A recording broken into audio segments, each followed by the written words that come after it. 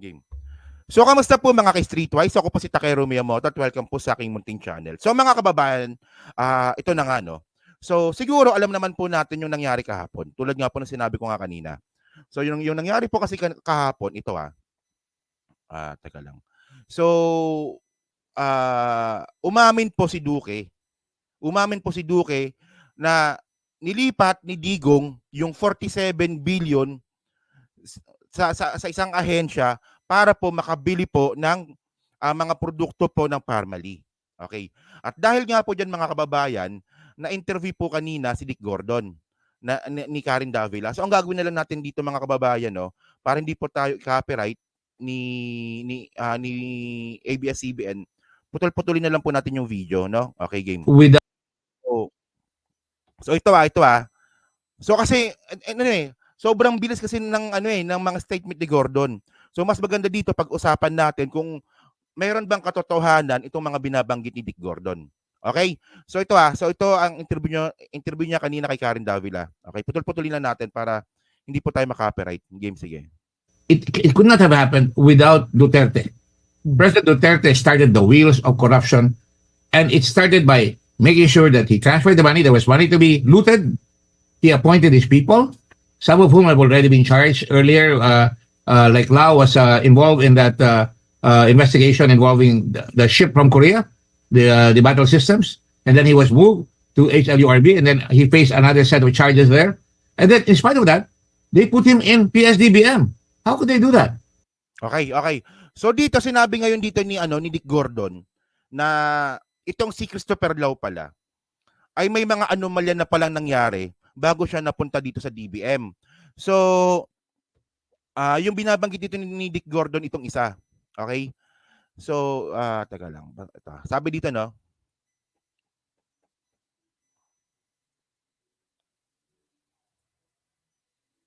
Teka lang, parang wala ata. Ito. Hindi sunod-sunod, Diyos ko. Patay tayo dyan. So ito yan, no? So ito yung sinasabi ni Dick Gordon kanina. Kasi ang punto kasi dito mga kababayan, itong si Christopher Lau po kasi, may mga nauna na po itong mga anomalya di umano. And then, ang nakakapagtaka dito, bakit pa siya inappoint pa ni Digong? And then, nagkaroon pa ng sabwatan dyan nga po sa Parmalee. So, yung isa nga pong sinasabi dito ni Dick Gordon, itong tungkol nga po sa pagbili nga po ng Frigate sa Korea. At sangkot dito si Bongo. Di ba sangkot dito si Bongo, no? So ito, balita ito nung January 18, 2018. Okay? So letters show Bongo role in Navy Frigate purchase Alejano. So yung mismong nagbanggit nito is yung kasama ni Trillanes sa Magdalon na si Alejano, no? So sabi dito, no? 6 days later, Go office sent a letter signed by Undersecretary Lloyd Christopher Lau. So same person din po ito mga kababayan, no? To the Empedrad asking him for a meeting to specifically discuss the CMS selection issue. So ayan nga po, no? So ang tanong kasi dito mga kababayan, di ba? Ano ba ang trabaho ni Bongo noong 2018? Ayun ang pinakamalaking question dito. Ano ba yung trabaho ni Bongo noong 2018? Alalay lang po siya ni Digong. Alalay lang po siya ni Digong mga kababayan. So bakit bumili si Bongo ng Frigate sa Korea na dapat po ay trabaho po ito ng DND at saka AFP. At ang pumirma dito si Christopher Lau. 'Di ba? Ayan, no, nakalagay dito, no. Oh, what does Bongo have to do with the CMS selection or anything related to the acquisition of the Navy frigates when the project is supposed to be only between DND and AFP, Alejandro said. 'Di ba? So sangkot dito, so nadamay dito yung pangalan nga ni Christopher Lau. Oh. Sakto, no, Lau tsaka Go, 'di ba? Lau go. So ngayon ang sinasabi dito ni yung sinasabi dito ni Dick Gordon, 'di ba? May anomalya na dati si Christopher Lau. Pero bakit palagi siyang sinasama ni Digong sa cabinet at ina-appoint pa? O, 'di ba? O sige, tuloy natin. And then they put in his cohort, this guy Leong, who later on would be appointed to the ombudsman when Lau could not qualify to the ombudsman's position because he had become very controversial. So parang sigurado na pag natapos ang investigasyon, pag natapos ang term ni President Duterte, there will be somebody to protect him doon sa ombudsman. O yan So ngayon mga kababayan, ito yung sinasabi, kasi kung mapapanood niyo yung kung pinapanood ninyo yung interview kanina ni Karen Davila kay kay Dick Gordon, ang daming sinabi ni Dick Gordon, sobrang bilis. So kumbaga ang sinasabi natin dito, pinoprocess pa lang yung sinasabi ni Dick Gordon, tapos meron na kaagad siyang sinasabing iba. Parang ganoon kasi nung una ko itong napanood, wala talaga ako naintindihan kasi ang bilis eh. So ginawa ko inisa-isa ko. So ngayon meron siyang sinasabi dito tungkol nga po sa pag-appoint sa isang kaibigan nga ni Digong. So ito nga po hanapin natin to kasi to eh. Ito na ba 'yon? Hindi yan. Tawag nito, hindi sunod eh. Ayan, ito. Ito 'yon. Duterte appoints his ex-lawyer as overall deputy ombudsman. So si to eh, si Liao. 'Di ba? Yung sinasabi nga po ni Digong. So ang reason nga kung bakit nga inappoint ito ni Digong nung panahon niya, para kung sakali nga na si Digong po ay matapos yung termino, meron siyang takapagtanggol sa, 'di ba? Meron siyang takapagtanggol sa ombudsman. Parang ito yung sinabi ni Dick Gordon eh. Oh. I'm very his cohort, this guy Leong, who later on would be appointed to the ombudsman when Lau could not qualify to the ombudsman's position because he had become very controversial. So parang sigurado na pag natapos ang investigasyon, pag natapos ang term ni President Duterte, there will be somebody to protect him doon sa ombudsman. Okay, yan So malinaw, So malinaw. So ang pinupunto ko lang dito mga kababayan, yung mga pangyayari po kasi na to, naniniwala ba kayo na coincidence lang ito? Di ba naniniwala ba kayo na coincidence lang itong mga ginagawa ni Digong? Kasi mukhang planado eh. Di ba mukhang planado mga kababayan eh. Tapos continue pa natin sige. I'm pretty sure that was the objective. But beyond that, he was defending Michael Yang all the way. He was saying he appointed him as economic advisor, which is really, really an eye-opener. And he was... Ayan so alam natin yun, di ba? Di ba? Na inappoint nga po ni Digong si Michael Yang na isang Chinese. Saying this guy was a businessman, pagador, and then he was saying that after his Benwell position, he made sure he was covered. Lin Wei Xiong, the cohort again of Michael Yang, was appointed and given a corporate secretary certificate that says he's the one who will take out all the money. Kala nila, di namin makukuha yun. Nakuha namin yun. Yan So ngayon, ito pa. Ito yung malupit eh. So ngayon merong binabanggit merong binabanggit dito si Dick Gordon na about sa certificate. Actually, may nakita rin tayo dito na article regarding din po sa certificate. So ito saan na ba 'yon? Okay.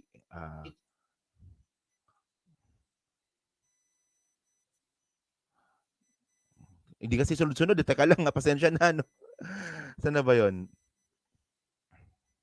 Yan, ito. So, balita ito nung February 4, 2022. Ito yun, Tingnan niyo kung gaano kawalang hiya si Digong, So, ito balita ito noong February 4, 2022, Document can prove Yang profited from Parmali. Okay, sabi dito, Presidential Advisor Michael Yang likely profited from Parmali Pharmaceuticals multi-billion peso government deals and was not a mere guarantor. So kasi ang sinasabi kasi ngayon dito ni yung sinasabi ngayon dito ni Michael Yang na naging guarantor lang pala siya ng Parmali. Pero ang totoo mga kababayan, sabi dito okay, the document a corporate secretary certificate to Parmali Bank authorizes Lin to withdraw from and monitor the firm's account. 'Di ba? So this allowed Lin to take out money from the person who placed him in Parmali. So ngayon ang nangyari dito, merong connection si Michael Yang sa Parmali para mag-withdraw ng pera. Ito dapat yung sinasagot ninyo. Oh, ik- dati kasi minumura kayo si Jojo Di Guzman. No? O ikaw, putang ina mo ka, Jojo Di Guzman ka. Ito dapat sinasagot mo, hindi ako. Walang yung bakla na to, no? Sige, sinimulan mo ako, ha? Sige, sinimulan mo ako, ha? Akala mo naman mananalo sa akin to, no? O, so yan mga kababayan, no? So yan. O, meron din nangyari pala nung nakaraan na ito palang si Michael Yang ay meron din palang control sa mga kinita ng Parmali. O sabi yan, ito ha, mga ano yan ha, mga article sa balita ito ha. O sige, continue natin. So that's why he hid sa Dubai, because he was the one So actually si Michael Yang ngayon nagtatago na rin po ngayon sa Dubai. Oo. Sige. moving the money. A 625,000 peso corporation Yeah. was moving 11 billion pesos. That is really, that alone is already a strong signal. COA already exposed it. What did Duterte do? He was running interference. He was attacking COA. And when Blue Ribbon started investigation, Duterte was attacking us, calling us all kinds of names, telling his people, don't attend. O yan ha. So ngayon ito mga kababayan, no, yung sinasabi dito ni Dick Gordon. So kasi nangyari kasi dito na flag po ng COA yung DOH. So sabi dito, saan na ba 'yon? Okay, sana.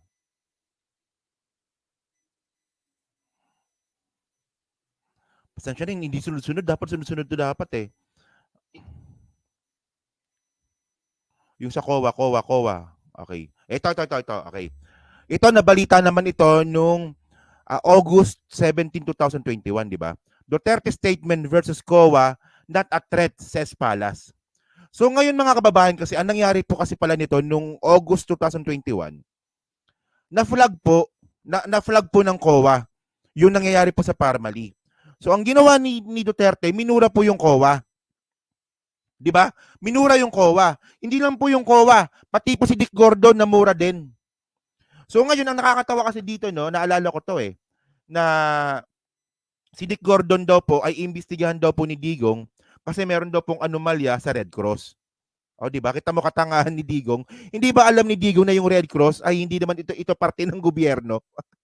Di ba kasi si Dick Gordon, di ba? Ano siya chairman ata siya ng Red Cross dati. So sa sobrang pikon ni Digong kay Dick Gordon, ang sabi ni Duterte, imbestigahan ko yung yung anomalya mo sa Red Cross. Hindi ata alam ni Digong na yung Red Cross po ay parte po ay hindi po ito parte ng gobyerno. O di ba? Ngutang walang yan Duterte na no. So ito yung ginawa ni Digong dati, no. Duterte statement versus COA, not a threat. Sabi nga po ni Harry Roque yan, di ba? Okay. Duterte during his public address late Monday night slammed COA over its report flagging the DOH for differences, diba? In use of 67 billion in pandemic funds. O, diba? So sabi dito ni Digong, stop flagging, god damn it. You make a report, do not flag. Do not publish it because it would condemn the agency or person that you are flagging. Sabi po yan ni Digong. So syempre mga kababayan, COA, kunwari ikaw parte ka ng COA. Sa tingin mo ba hindi ba ito pananakot? Di ba pananakot to, di ba? At mga kababayan, si Digong po talaga kasi magaling po yan. Magaling po yan sa black propaganda. Magaling po yan manira ng tao. Ang problema ni Digong ngayon, yung paninira niya po na ginagawa kay PBBM, hindi po sumasabit. Dumudulas lang. So yan So ang gusto ko lang sabihin dito mga kababayan, yung mga binabanggit dito ni Dick Gordon sa interview kanina, kasi nga sobrang bilis, so inihimay-himay po natin. Ayan so ang sabi dito ni Harry Roque, dito, okay? Sabi ni Harry Roque dito, hindi naman daw ito pananakot, di ba? Duterte statement versus COA, not a threat. Sabi nga ni Harry Roque yan. Diyos ko. Okay, continue.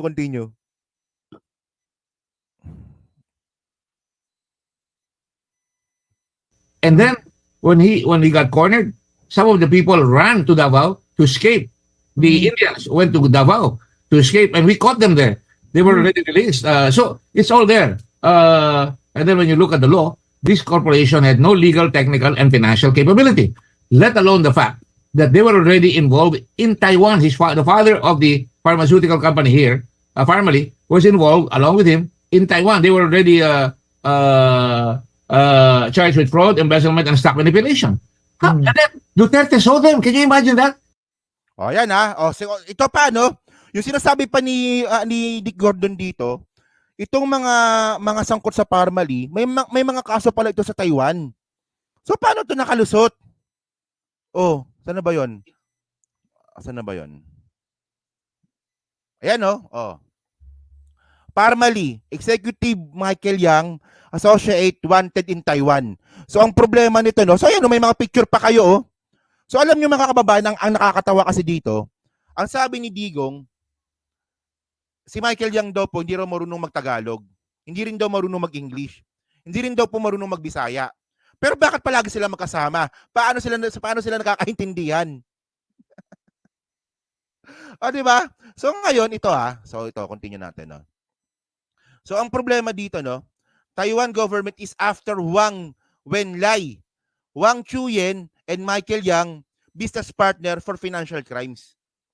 So, ang tanong dito mga kababayan, anong pinagkaiba nito dun sa pogo ni Alice Guo? Di ba? Yung pogo ni Alice Guo, nagagalit yung mga senador ngayon kasi nga nakipagsosyo si Alice Guo sa mga may kaso at wanted po sa ibang bansa. So, ganito rin pala nangyari sa Pharmaly. So, ang tanong dito, bakit nakalusot ito kay Duterte? So, dito natin makikita mga kababayan na mayroong conspiracy, mayroong pakikipagsabuatan. At ang nakakataka kasi dito mga kababayan, paano nakalusot ito sa Senado nung iniimbestigahan nila ito? Si Dick Gordon lang po talaga yung porsigido dito dati eh. Nasira pa yung tao. Oh. Kaya nga 'di ba, yung tanong ngayon yung tinanong ko nga kanina. Naniniwala ba kayo na coincidence lang 'tong mga 'to?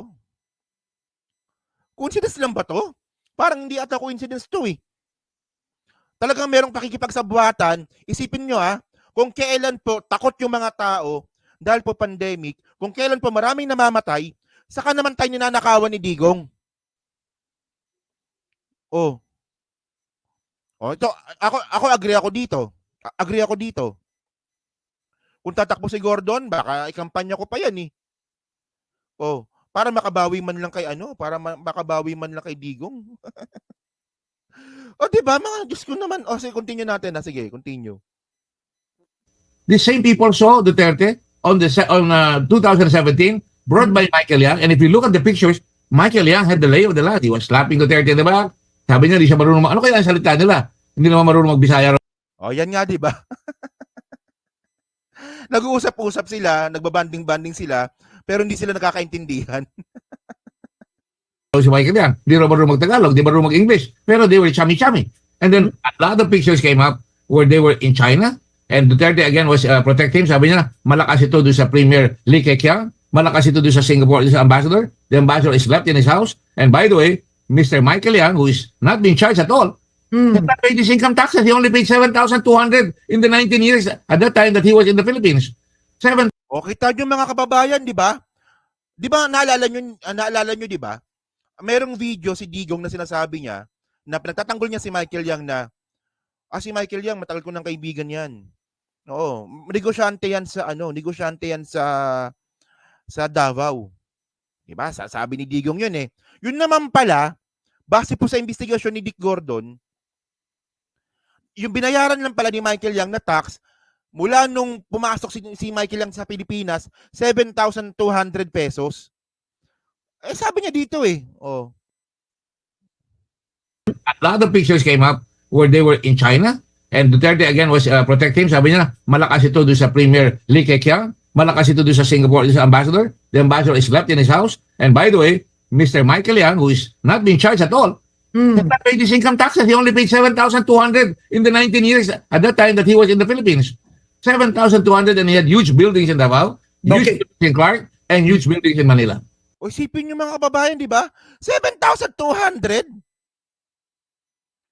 19 years si Michael Yang sa Pilipinas.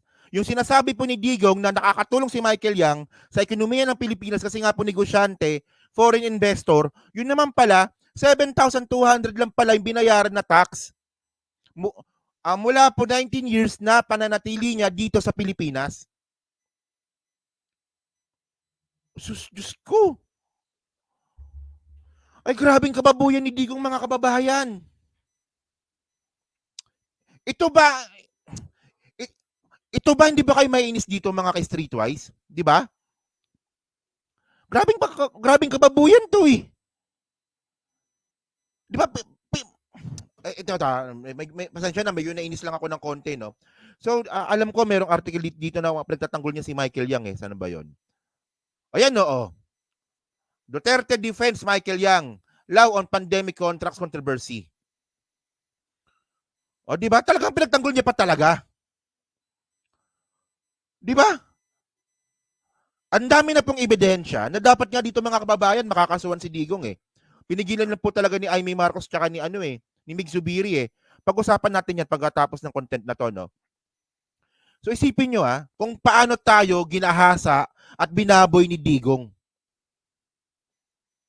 Hindi pala nakatulong sa bansa itong si Michael Yang. Pabigat pa pala ito. Hindi. Kasi, well, ito lang, no? Good job po talaga, no? Good job po talaga dun po sa ginawa po ng House. Isipin nyo, malamang kung yung Senate na naman yung nag-imbestiga tungkol dito, malamang wala na namang mangyayari. Buti na lang po, meron tayong congressman na sila Garin, o dito, good job din dito kay ACT Teachers, no? Kay tayo ko sa kanya. Kanino ba yun? Kay Franz Castro. Kay tayo ko sa kanya, good job dito. Napaamin mo si Duque.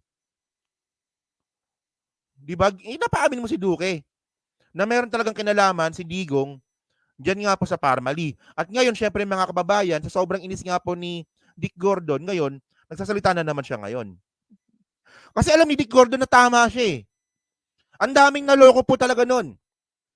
Pero nung panahon na yun ng Parmali, kumampi ako kay Dick Gordon nun. Oo. Yung mga DDS talaga, mga tanga talaga eh, no? O sige, ito pa. Continue.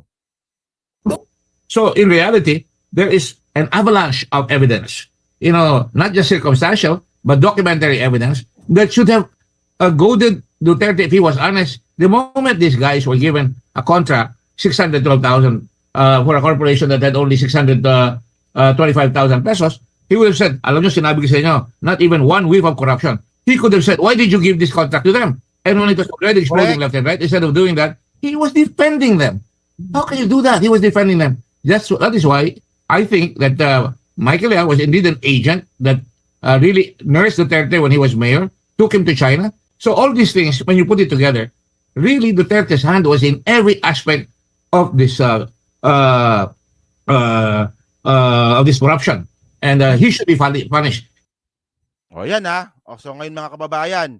So ito lang ang gusto ko lang malaman. Ito walang asaran to, walang asaran dito. Press 1 nga diyan, press 1. Doon po sa mga tao, diyan po sa 700 tayo ngayon, no.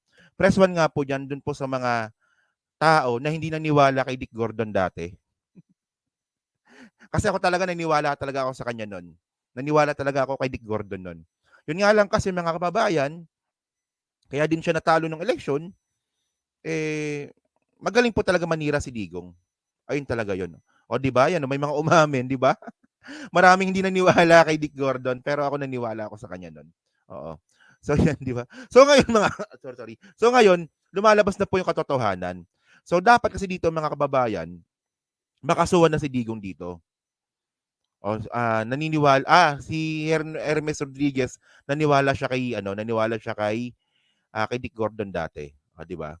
Kasi isipin nyo lang ito lang sinasabi ko eh. Kung kailan po takot yung mga tao, kung kailan po gutom yung mga tao, kung kailan po nagsisimatayan yung mga kababayan nating Pilipino, si Duterte naman pala ay allegedly na kumukubura ng pera. 'Di ba? At sana mga kababayan si Dick Gordon kasi nung tininan ko kanina, kung pangilan si Dick Gordon nung 2022 election, medyo malayo siya, no? Pang number 22. malayo, sa number 22 siya. So siguro, sayang, di ba? Sana, hindi na lang sana si Robin Padilla yung nanalo, no? Sana si Dick Gordon na lang sana. So at least, kung si Dick Gordon sana yung nanalo, malamang continue pa rin itong Parmali na investigasyon sa Senado. Eh ngayon, ano nangyari sa Parmali na investigation sa Senado? Wala. Kasi yung committee na umahawak nito, na dating hawak ni Dick Gordon, hawak na po ni Francis Tolentino. Tapos ngayon, sino ba ngayon yung sa Blue Ribbon ngayon? Si Grace po ata, di ba? Si Grace po na ata kung di ako nagkakamali. So talagang sayang yung pagkakataon. Pero ngayon mga kababayan, pagkakataon din po natin to para i-correct kung ano man yung pagkakamali natin. 'Di ba? So ngayon maging agresibo tayo regarding dito kasi lumalabas na po yung katotohanan. Totoo, mabagal talaga. Ganun talaga yung sistema ng Pilipinas, pero kung pupursigihin po natin to, makakamit po natin yung hustisya. So isipin niyo mga kababayan kung anong gusot na ngayon ang hinaharap ni Digong. Meron na siyang kaso sa ICC, may kaso pa siya sa Pilipinas. Si Pia Cayetano pala, okay. Pia Cayetano, sorry. Saan siya na, no? Pia Cayetano pala sa Blue Ribbon Committee. Kala ko si Grace po. Okay. So yun mga kababayan, no? So dyan po sa 700 po na nanonood. Sa hindi pa po nakakapag-like, palag na lang po ng video po na to, dyan po sa Team Replays. So ano masasabi nyo nga po dito sa pag-amin nga po ni Duque at dito po nga po sa mga sinasabi ngayon ni Dick Gordon. So, yun lang po. No? So, comment lang po sa baba at binabasa ko pong lahat yan. So, maraming salamat sa inyo lahat. The next topic tayo. No?